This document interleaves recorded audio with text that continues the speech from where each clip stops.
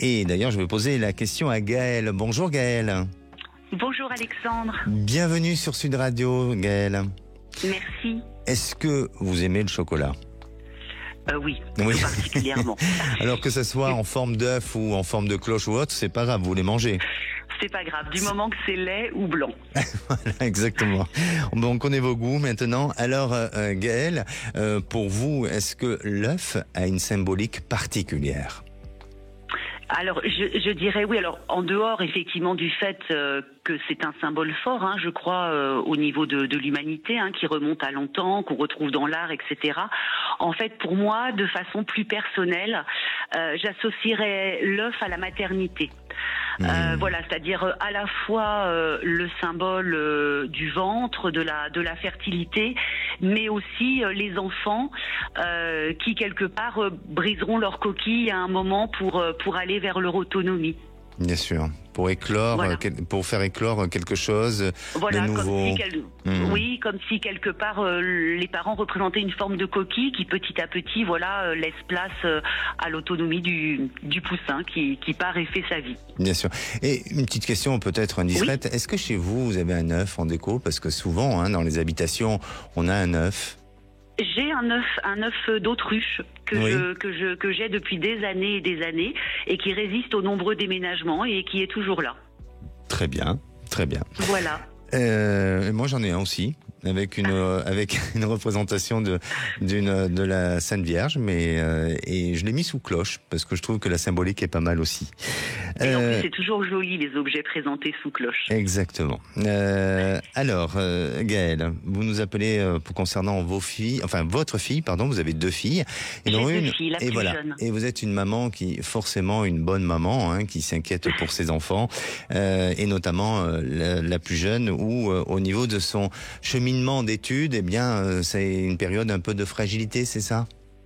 C'est ça, c'est-à-dire que je dirais que jusqu'à la terminale et le début de ses études supérieures, elle était à peu près sur un chemin, mais que je pense en fait avoir tracé malgré moi et qu'elle suivait peut-être un petit peu à contre-cœur.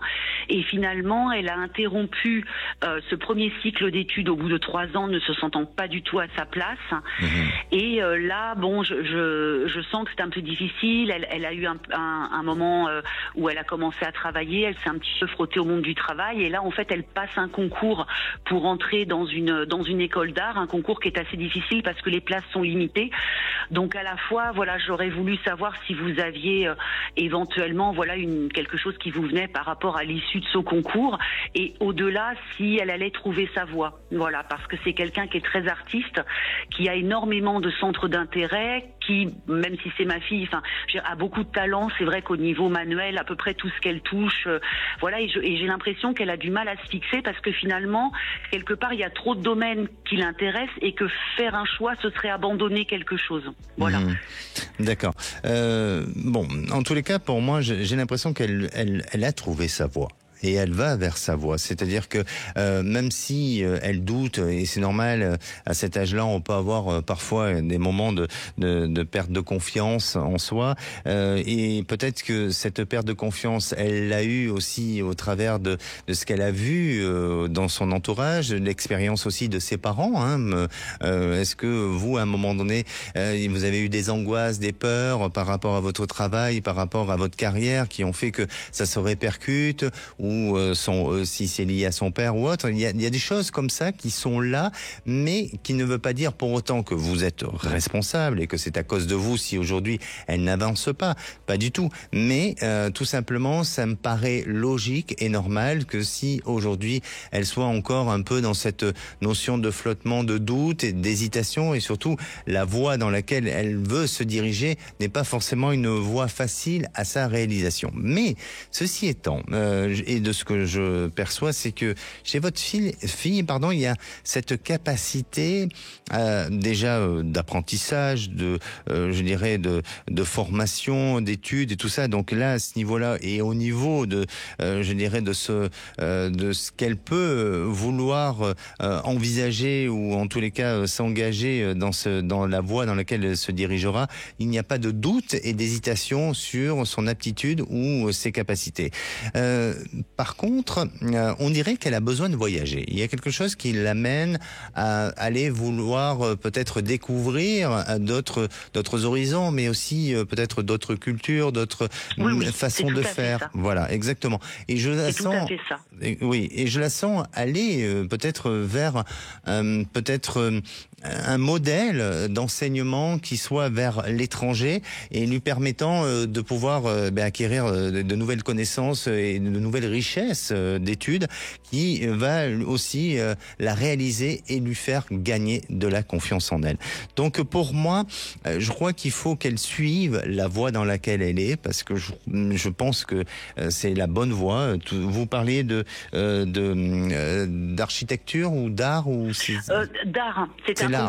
C'est un concours d'art, mais c'est vrai que les places sont assez limitées, donc elle a beaucoup travaillé ce concours, elle a envoyé son dossier, etc. Mais c'est vrai que si elle n'avait pas ce concours, elle est un peu perdue de savoir ce qu'elle pourrait faire d'autre. En fait, elle vient de tout miser un petit peu là-dessus, quoi. Eh bien, écoutez, pour moi, je pense qu'elle peut avoir ce concours. Ça peut être possible, mais est-ce que c'est cette voie-là qui va l'accomplir ou l'épanouir? Pas forcément, mais ça ne veut pas dire pour autant qu'elle fait un mauvais choix, pas du tout, parce qu'elle a besoin justement de passer par là pour après se réaliser autrement et différemment. Mais vous verrez qu'à un moment donné, elle va poursuivre ses études à l'étranger, et là, il y a chez elle une très belle réalisation. Donc, je n'ai pas de doute sur sa capacité de réussir dans la vie, sur sa capacité à se réaliser. Après, cette perte de confiance qu'elle a actuellement est peut-être logique et normale de par son âge, de par aussi les choix qu'elle a décidé de prendre, quoi. Oui. Est-ce que je peux vous poser une dernière question? Oui, dites-moi. Parce que c'est un peu compliqué, ces relations. C'est une enfant qui est un peu artiste, donc hyper sensible, etc. Et j'ai l'impression que les relations ont toujours été compliquées, particulièrement les relations amoureuses. Alors je voulais savoir si vous voyez quelque chose de cet ordre-là pour elle. Voilà. Elle a quel âge, votre fille, s'il vous plaît? Elle a 22 ans. Elle a 22 ans. Bon, c'est compliqué parce qu'elle a cette sensibilité, parce qu'elle a peur aussi. Alors je ne sais pas, on n'a pas trop le temps de discuter sur ça, mais il faudrait voir un peu la relation qu'elle a eue avec son papa auparavant. Son papa est décédé, en fait. Son papa est décédé quand elle avait 7 ans. Voilà. Donc je dis pas que la solution est là et la réponse est donnée, mais effectivement, il y a des choses qui sont là, qui sont marquées. Elle a besoin de gagner de la confiance, du temps. Donc il faut pas qu'elle, je dirais qu'elle s'amourache, ou en tous les cas qu'elle tombe ou avoir je dirais cette première sensibilité ou d'être amoureuse du premier venu. Il faut lui laisser du temps, et à ses 27-28 ans, elle sera dans une nouvelle réalisation sentimentale. D'accord. Super. Merci. Écoutez, prenez soin de vous. Merci beaucoup, Alexandre. Prenez soin de vous aussi. Merci beaucoup. Merci.